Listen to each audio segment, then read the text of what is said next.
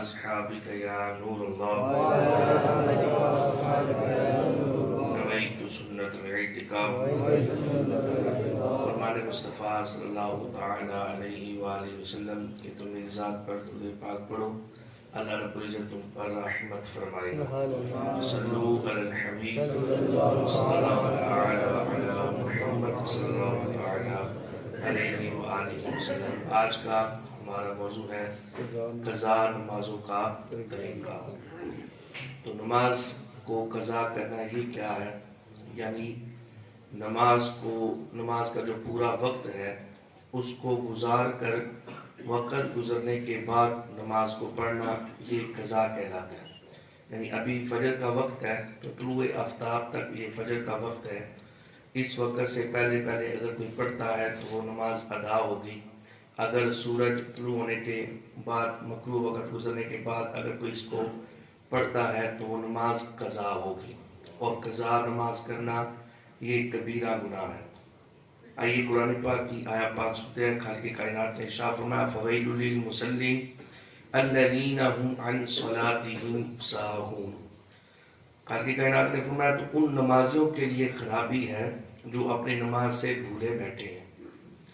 تو سورۃ الماعون کی آیت پاک حضرت سیدنا سعد بن ابی وقاص رضی اللہ تعالیٰ عنہ، یہ اشرف مبشرہ صحابہ کرام میں سے ہیں، یہ عرض کرتے ہیں اس آیت کے حوالہ سے، تو نبی پاک علیہ السلام ارشاد فرماتے ہیں اس سے مراد وہ لوگ ہیں جو نماز وقت گزرنے کے بعد پڑھتے ہیں۔ یعنی نماز کو قضا کرنے والوں کے بارے میں یہ آیا ہے کہ خرابی ہے ان نمازوں کے لیے کہ جو اپنی نماز سے بھولے رہتے ہیں۔ تو اسی آیت کے تحت صدر الشریعہ بدر الطریقہ حضرت مولانا محمد امجد علی اعظمی علیہ رحمۃ اللہ القوی فرماتے ہیں جہنم میں ایک وادی ہے جس کا نام ہے ویل، جس کی سختی سے خود جہنم بھی پناہ مانگتی ہے۔ یعنی اس کی گرمی اور اتنی شدت ہے کہ اس کی سختی سے خود جہنم بھی پناہ مانگتی ہے۔ تو فرماتے ہیں کہ اس وادی کا جو مستحق ہے، یعنی جس کو عذاب دیا جائے گا، وہ بندہ ہوگا کہ جو نمازوں کو قضا کر کے پڑھتا ہے۔ تو قضا نماز کرنا یہ کبیرہ گناہ ہے۔ اب یہ وعیدیں اس کے لیے جو وقت کو گزار کر قضا نماز پڑھ رہا ہے۔ تو جس نے سرے سے نماز نہیں پڑھی اور اس کی قضا بھی نہیں کر رہا، تو آپ سوچ لیں کہ اس کے حوالہ سے کتنی شریعت میں ہمارے جو ہے وہ احکامات سخت ہوں گے۔ حضرت امام محمد بن احمد ذہبی رحمۃ اللہ علیہ فرماتے ہیں کہ کہا گیا ہے کہ جہنم میں ایک وادی ہے جس کا نام ہے ویل، جس کا میں نے ذکر کیا۔ فرماتے ہیں اگر اس میں پہاڑ ڈال دیے جائیں نا تو وہ بھی اس کی گرمی سے پگھل جائیں گے۔ یہ ایسی سخت وادی ہے، اور یہ کن کے لیے جو نماز میں سستی کے تحت نماز کو قضا کرتے ہیں اور وقت گزرنے کے بعد نماز کو پڑھتے ہیں۔ تو آج ہم نے انشاءاللہ یہ نیت بھی کرنی کہ آئندہ انشاءاللہ ہماری کوئی نماز قضا نہیں ہوگی۔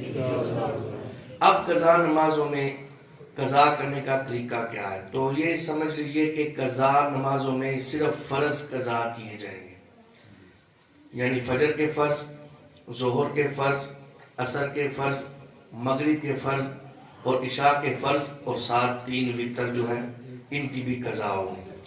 اب رہی سنتوں کی قضا، تو سنتوں کی قضا نہیں ہوتی، سنتوں کی قضا نہیں کی جائے گی، لیکن اس میں سنت فجر جو ہے وہ اس سے استثناء ہے۔ کیونکہ اگر بندے کی سنت فجر رہ جائے گا تو وہ اس کی اگر قضا کرے گا تو اسی دن زوال کے وقت سے پہلے اگر وہ فجر کی نماز کی قضا کرے گا تو اسی دن زوال سے پہلے اگر قضا کرے گا تو فرضوں کے ساتھ سنتوں کی بھی قضا کرے گا، یہ ہوگی۔ اور اگر کسی کی سنت ظہر رہ جاتی ہے قبلیہ جو پہلے پڑھتے ہیں، تو اب اس کے لیے حکم یہ ہے کہ وہ فرض اگر آیا جماعت کھڑی تھی، جماعت کے ساتھ مل گیا، پھر اس کے بعد وہ 2 سنتیں پڑھے گا، وہ 2 سنتیں ادا کرنے کے بعد پھر جو اس کی قبلیہ سنتیں رہ گئی جو پہلے زور سے پڑھتے ہیں فرضوں سے، وہ پھر ان 2 سنتوں کے بعد 4 سنتیں پڑھے گا، پھر اس کے بعد جو 2 ہے نفل پڑھ لے گا۔ تو یہ سنتوں کا طریقہ ہے نماز ظہر کی۔ فجر کی بھی ہم نے سماعت کر لیا کہ ویسے تو سنتوں کی قضا نہیں، لیکن اس فجر کی سنتوں کی تاکید زیادہ ہونے کی وجہ سے اس کے لیے کہ یہ زوال کے وقت سے پہلے اگر قضا کریں گے تو ان سنتوں کی بھی قضا کی جائے گی۔ اگر قضا زوال کا وقت گزر گیا پھر اس کے بعد فجر کی قضا کریں گے تو اس میں فقط فرض ادا کیے جائیں گے، فرض قضا کیے جائیں گے۔ پھر اس کے بعد کئی ایسی وعیدیں ہیں جو نماز کو قضا کر کے پڑھتے ہیں۔ ہمارے پاس چونکہ ٹائم کم ہے، ہم فقط اس کا طریقہ ہی سماعت کرتے ہیں۔ اگر کسی بندے کی قضا رہتی ہے، یعنی اس نے قضا نمازیں کی تھی، اب وہ پڑھنا چاہتا ہے، تو اب اس میں یہ ہے کہ اسے اگر اپنے بالغ ہونے کی عمر یاد ہے نا، تو وہاں سے لے کر آج تک وہ مکمل حساب لگائے گا کہ کتنے دن بنتے ہیں، پھر یہ حساب لگائے گا کتنے دنوں میں نے کتنی نمازیں پڑھی ہیں۔ تو اس طرح وہ حساب لگا کر وہ اپنی نمازوں کی قضا کرے گا۔ اگر کسی بندے کو اپنے بالغ ہونے کی عمر یاد نہیں، تو پھر وہ بندہ، عورت کے لیے حکم ہے وہ 9 سال اور مرد کے لیے حکم ہے کہ وہ 12 سال۔ جب 12 سال کا ہوا، وہاں سے لے کر حساب لگائے گا آج تک جتنی اس کی عمر بنتی ہے، پھر جتنے وہ دن بنتے ہیں ان دنوں کا حساب لگائے گا۔ پھر اس میں یہ دیکھے گا کہ میں نے کتنے دن نمازیں پڑھی تھی اور کتنے دن میں نے نہیں پڑھی تھی، پھر ان کو اکاؤنٹ کر کے جمع کر کے پھر وہ اپنی نماز قضا کرنا شروع کر دے گا۔ اب اس میں بعد میں سوال ہوتے ہیں جی ہم حساب کیسے لگائیں؟ تو یہ حساب لگانا بھی آپ پر فرض ہے، کیونکہ قضا نماز ایک فرض ہے، یعنی ابھی تک وہ فرض جو تھا جو آپ نے ادا نہیں کیا وہ آپ پہ سر پر لٹکا ہوا ہے، وہ معلق ہے، لٹکا ہوا ہے۔ تو جتنی دیر تک آپ اس کو قضا نہیں کریں گے تو یہ قضا نماز کرنا بھی آپ پر فرض ہے۔ پھر اس کا حساب لگانا یہ بھی فرض ہوا۔ اس میں پھر نیت اس طرح کریں گے، بندہ فجر کا قضا کر رہا ہے، اس طرح نیت کر لے کہ جو میری سب سے پہلے فجر قضا ہوئی میں وہ قضا کر رہا ہوں، پھر اس کے بعد پھر یہی نہیں کرے جو میری پہلی فجر قضا ہوئی میں وہ پڑھ رہا ہوں۔ تو اس طرح کر کے حساب لگا کر وہ اپنی فجر کلیئر کرے، پھر ظہر، پھر عصر، پھر مغرب، پھر عشاء، تو اس طرح کر کے اپنی قضا نمازوں کو وہ قضا کرے گا۔ بات کی سمجھ آ رہی ہے؟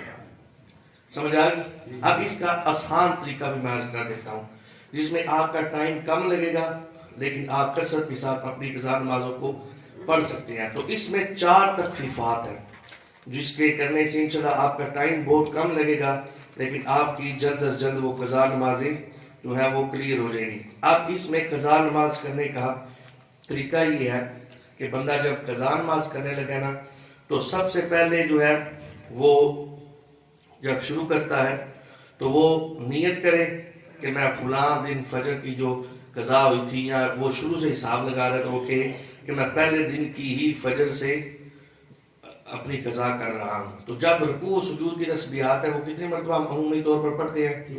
3 دفعہ۔ تو وہ اس کی جگہ ایک دفعہ اس تسبیح کو پڑھ لے، ثنا بھی رہنے دے، الحمدللہ سے اپنی جو ہے وہ اللہ اکبر تکبیر تحریمہ کہتے ہوئے سورہ فاتحہ شروع کر لے، پھر اس کے بعد جو رکوع سجود کی تسبیحات ہے وہ ایک مرتبہ پڑھ لے، سبحان ربی العظیم، سبحان ربی الاعلیٰ، یہ ایک مرتبہ پڑھ لے۔ لیکن اس میں ضروری بات یہ ہے کہ جب اس کا رکوع پورا ہو اس وقت سبحان اللہ کی سین شروع ہو، اور جب رکوع میں ہی ہو اور عظیم کی میم پوری ہو جائے پھر اس کے بعد اللہ اکبر کہتے ہوئے کھڑا ہو۔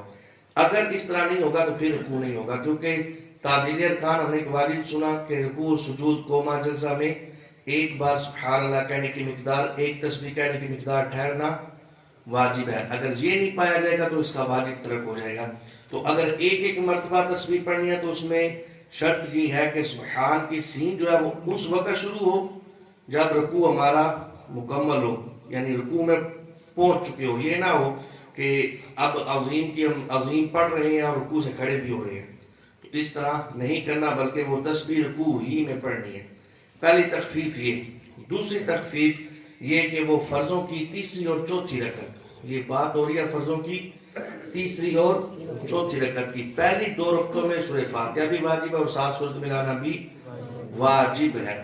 فرضوں کی تیسری اور چوتھی رکعت میں وہ کیا کرے؟ 3 مرتبہ سبحان اللہ کہنے کی مقدار یا کھڑا رہے یا 3 مرتبہ سبحان اللہ کہہ لے، سبحان اللہ سبحان اللہ سبحان اللہ۔ اتنا جو ٹائم لگا وہ فرضوں کی تیسری اور چوتھی رکعت میں وہ یہ تسبیحات پڑھے 3 مرتبہ، پھر اس کے بعد رکوع کر لے، یعنی قرات نہ بھی کرے تو یہ دوسری تخفیف ہے کہ وہ 3 مرتبہ سبحان اللہ کہنے کی مقدار کھڑا رہے، پھر اس کے بعد جو ہے وہ رکوع کر لیں یا خود تسبیح 3 مرتبہ کہہ لے۔ اب اس کے بعد 2 تخفیفیں ہوں گی۔ پہلی تخفیف کہ رکوع سجود کی تسبیحات میں ایک ایک مرتبہ پڑھ لیں. دوسری تخفیف کیا ہوئی کہ فرضوں کی تیسری اور چوتھی رکعت میں 3 مرتبہ سبحان اللہ کہنے کی مقدار وہ قیام کرے, پھر اس کے بعد رکوع میں چلا جائے. اب اس میں یہ بات ذہن رکھے گی کہ وطروں کی تینوں رکعتوں میں الحمدللہ بھی واجب ہے اور ساتھ سورۃ ملانا بھی واجب ہے. ٹھیک ہے, سورۃ تکبیر قنوت بھی واجب ہے اور دعائے قنوت بھی واجب ہے. پھر اس کے بعد تیسری تخفیف یہ سماعت کرنے کہ تیسری تخفیف میں ہم جب عبدہ و رسولہ تک پڑھ کے تشہد مکمل کرتے ہیں تو اس کے بعد درود ابراہیمی پڑھتے ہیں, پھر دعا پڑھتے ہیں. تو اب یہ قضا کرنے والا اپنے وقت کو بچانے کے لیے عبدہ و رسولہ تک تشہد مکمل کرے, پھر اس کے بعد اللہم صلی علی محمد و آلہ اتنا درود پاک پڑھ کے وہ سلام پھیر دے. یہ اس کی تیسری تخفیف ہوگی کہ عبدہ و رسولہ تک تو پڑھنا واجب ہے. یہ تشہد مکمل کرے گا, مکمل تشہد کرنے کے بعد وہ پڑھے گا اللہم صلی علی محمد و آلہ اتنا پڑھ کے وہ جو ہے وہ سلام پھیر دے, اپنی نماز کو مکمل کر لے. چوتھی تخفیف کیا ہے کہ وہ جب وطر کی قضا کر رہا ہے تو وطروں کی قضا میں رب اغفر لی ایک بار کہہ لے یا 3 مرتبہ کہہ لے. دعائے قنوت کی جگہ رب اغفر لی کیا پڑھنا ہے, رب اغفر لی, یہ تخفیف کر لے. تو یہ 4 تخفیفات سے اس کا کافی ٹائم بچ جائے گا اور وہ تھوڑے ٹائم میں کثرت کے ساتھ اپنی قضا نمازوں کو پڑھ سکتا ہے. اس طرح کر کے مزید آسانی ہو جاتی ہے. تو آپ اس آسانی کو لیتے ہوئے آپ جلد از جلد جو ہے نا, اگر اللہ نہ کرے کوئی قضا نماز ہے تو اس کو جلد از جلد اس کو ادا کر لیں. پھر قضا نماز کرنے کے بعد اس کی توبہ بھی واجب ہے بلکہ فرض ہے. کیوں؟ کیونکہ یہ قضا نماز کیا تھی, کرنا گناہ تھا. اب اس گناہ کا جو ہے وہ قضا کر رہا ہے لیکن گناہ تو باقی ہے نا جو اس نے چھوڑی تھی, تو اس گناہ پر اس پر توبہ بھی ضروری ہے, وہ توبہ بھی کرے گا.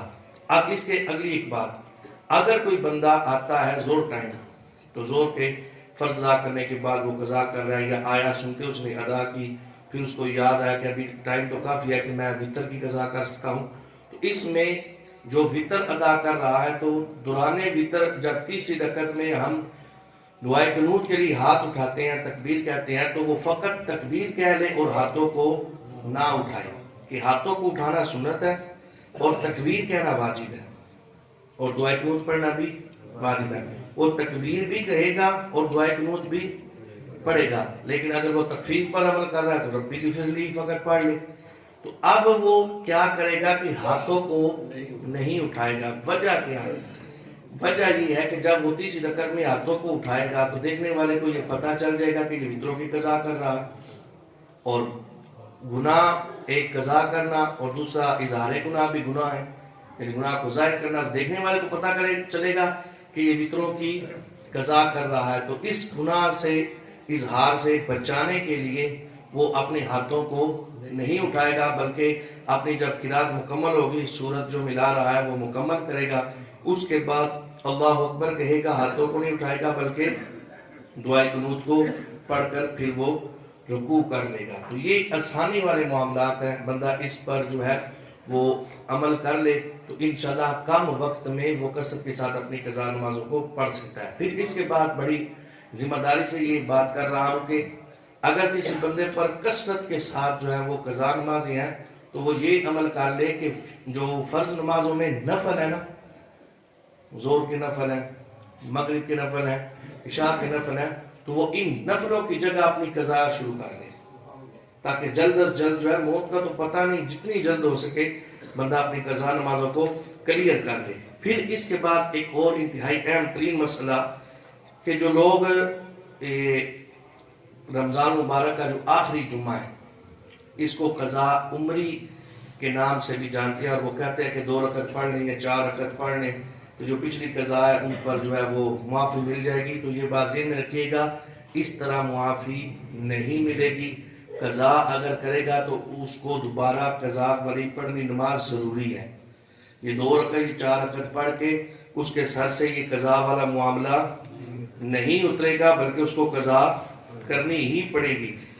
اب اس کا شرعی کوئی اعتبار نہیں ہے کہ وہ بندہ کیا کہہ رہا ہے کہ میں 2 رکعت پڑھوں گا تو وہ قضا سر سے اتر جائے گا.